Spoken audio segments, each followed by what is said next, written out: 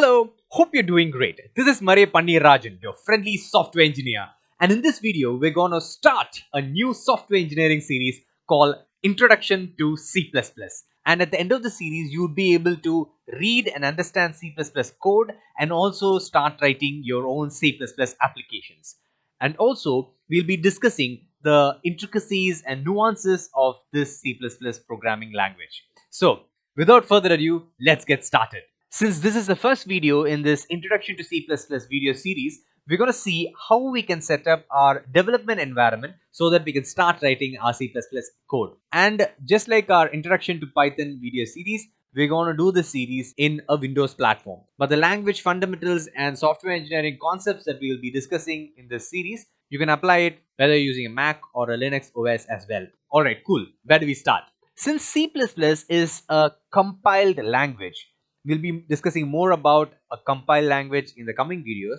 But since this is a compiled language, the applications that you create, right, the executable that you create has to be compiled native to a platform. As in, the executable that you create for Windows would not work in a Mac, and similarly, the executable that you create in a Mac won't work in Linux and so on.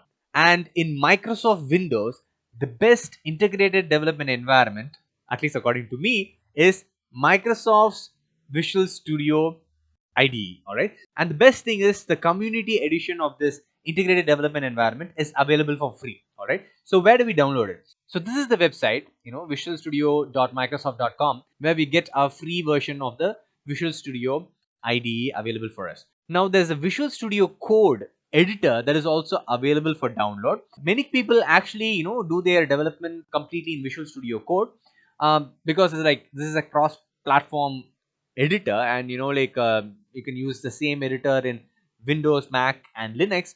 But the thing is, this is an editor. Yes, it's really powerful, and you have really cool plugins that you can plug into, and you can do all your development efforts just using Visual Studio Code. But the thing is, Visual Studio is an IDE. Okay, like off the bat, it's an IDE for you. You don't need to set up a bunch of different plugins or whatnot that you would have to do when you use Visual Studio Code. Okay, for this series at least, what we are going to do is we're going to make use of the Visual Studio IDE. All right, so this is what you would have to download in order to follow with the course. But feel free, I mean, like if you are interested in using Visual Studio Editor to follow along with the course as well, feel free to do it. You can figure out how to do most of the things that we do using the Visual Studio IDE in Visual Studio Code as well. But Visual Studio IDE off the bat has all the features that you would need. Anyway, so just download the free download that is available in this website and install it in your Windows OS. Now, since I already have Visual Studio installed in my machine, I'm just going to launch it over here. All right, so nice splash screen, and we want to create a new project. Okay, just click on this button. Okay, and we're going to create an empty project. We're not going to use any templates that is offered over here. We don't need that. We're just going to start everything from scratch. Okay, so here just select this empty project. It's a C++ empty project, and click on next, and then just let's give it a name. Okay, so let's just call it hello world. So this is the location where it's going to be saved. If you want to change the location also, you can do that. And the Visual Studio IDE, create something called a solution. Okay, so basically a solution can in turn contain a bunch of projects. Again, we'll be talking more in depth about these in later videos. But for now, just keep this also checked because we want the solution name to be the same as the project name, and that's it. So now, the Visual Studio IDE is creating our project for us, creating our solution for us. Okay, so off the bat, just as we had expected, we have our solution called hello world, and under the solution we have the project basically, which is again called hello world in this case. And inside the project, the Visual Studio IDE basically creates these nice filters for us. Okay, so these are not folders per se, they are not actual folders on your disk.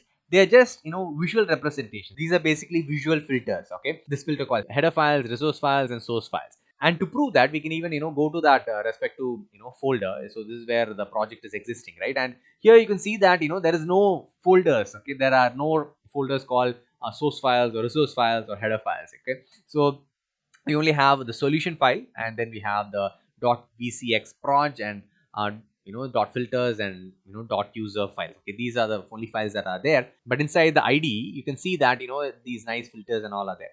So if you don't want these filter representations, you can always click on this checkbox, click on this button, and it'll basically show you now the folder structure, actual folder structure. And in this case it's just hello world, and that's it. It doesn't have anything else right now. So let's just click back to go back to our like the solution view. And here under the sources filter, visual filter, we'll just create our first cpp file. Okay, so here we'll just click on add, and we'll say new item, and we want a cpp file, .cpp. Okay, the C++ files are usually denoted with a .cpp extension. Okay, so that's what we're going to do. So .cpp, and we'll call our file main.cpp. Okay, and we just say add. Cool. So now we have our cpp file. Okay, we have successfully created a cpp file. It doesn't do anything yet, but still we have a cpp file created.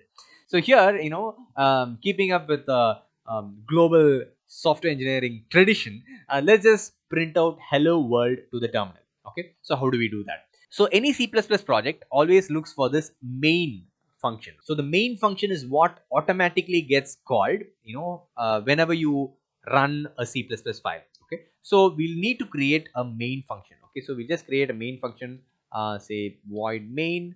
This is the main function of this project. Okay, this is a function that is going to get called whenever we run our program, and whenever we run our executable. In a later video, we'll talk more about the function syntax and why we are putting even this word void over here and so on. In a later video where we cover functions, we'll talk more about this. But for now, like just put void and just main, and then open parenthesis and closing parenthesis. Okay, that's it. And inside this function, let's just like print hello world. Okay, so how do we do that? In order to do that, we would need to import a module called iostream. Okay, so using that module, you can stream your characters to the terminal. Okay, and the syntax to import this module is basically hash include, and then we have this braces which is a lesser than sign and a greater than sign. So basically inside that we'll just include iostream. That's it. All right, so since we have now included the iostream module into our C++ file, we can just go over here and say std. Okay, so that's a namespace, which again we'll be covering in a later video, colon cout, and two lesser than symbols, and then hello world. That's it. Again, two lesser than symbols and std endl, which will give us a nice line break. Okay, cool. So with this, that's it. So we now have an application that's going to print hello world to the terminal. All right, so let's run it and see like if this actually works. So basically the way we compile and run our code in Visual Studio IDE is basically you go and click this nice play button, right? Local Windows debugger, right? So by doing that, you can see that our application got compiled, and then it even ran, and you can see our application is a grand success, because yes, it is actually printing hello world on the terminal. Okay, so you can see it here, right? So it actually prints hello world on the terminal, and if you just click on press any button on the terminal, it just goes away. But it's a working application. And also the thing is, this application, this exe is actually available on your disk, right? So you can actually go to your solutions folder, and there we can see that the new folder called debug has been created. So let's just go inside that folder, and there, yeah, you can see like the hello world.exe, that executable. Yes, so if you double click this now, you can see that nothing happens. Why? Because if you double clicked it now, the application actually opened and closed in a fraction of a second, that I missed it. Because all we have asked this application to do is just print hello world.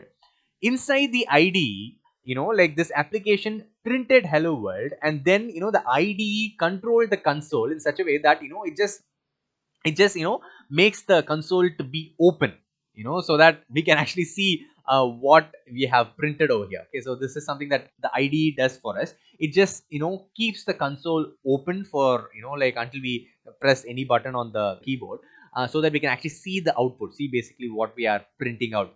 But when you are on your own over here, this is is actually just an executable, just as how Microsoft Word is an executable, Notepad is an executable. This hello underscore world is also an actual Windows executable. No, it just executes. So when you double clicked it, it just opened the terminal, printed hello world, and it's just closed. That's basically what it did, and that's why we are not able to see anything, because it actually opened, printed hello world, it just closed immediately in just a fraction of a second. So for us to actually see what we have printed on the terminal, and just to keep the terminal open even when we launch it as a standalone application, let's just add just one small line which will just keep our terminal to stay open. So what we'll do is, just as how using the cout command, we are printing something out to the terminal. We are basically streaming something out to the terminal. Let's also try to stream something into the terminal. Let's just say std cin. All right. So cin basically would expect some kind of a user input to be streamed in, basically from the terminal to this application. Okay. So what we'll do is we'll just create a small input integer. Again, we'll be talking more about integers and variables in a later video, but for now, just follow along. So basically, like, we'll just put this variable here, and that's it. Basically, like, now this application, after it prints hello world, will be expecting for an input. It's going to be expecting for an integer input. Okay. So it'll just stay open, okay, until we give any integer as an input to the terminal. Okay. So let's just check it out. So basically, like, if we just click on this now, it will compile and run it for us in the IDE itself. And here itself, it's actually waiting. See, it's actually waiting for an input. So if you just give an input as 1, any number could be, you can see automatically that the application is closed, all right, but the IDE is actually like keeping this console open for us, just to see what is going on. Now we'll just click again, and this console is going to be closed. Now let's go to the folder, and like, directly let's launch the application as a standalone exe, okay, without the IDE. So here, inside this solution folder, inside debug folder, you have the exe. So let's just click on it, and yes, as expected, you can see that hello world got printed, and we have a blinking line which basically is expecting for an integer to be given as an input. Let's just give the integer input as 5, and if we press enter, immediately the console is going to be closed. Okay, but we have a working application. If we just press enter, the application is closed. But like, you can see that we have a working executable. We have together created a C++ application. Yay! So that's good, right? So this is really good. This is the starting point. So if you have been following along, and if you have got the hello world to print on screen, and also to accept an integer as an input, it's good. So we have made progress. So in the upcoming videos, we'll be diving deeper into the world of C++, and understanding the syntax, and understanding the nuances and the quirks of the language. So I hope this video was useful, and I will see you again in the next video. Cheers.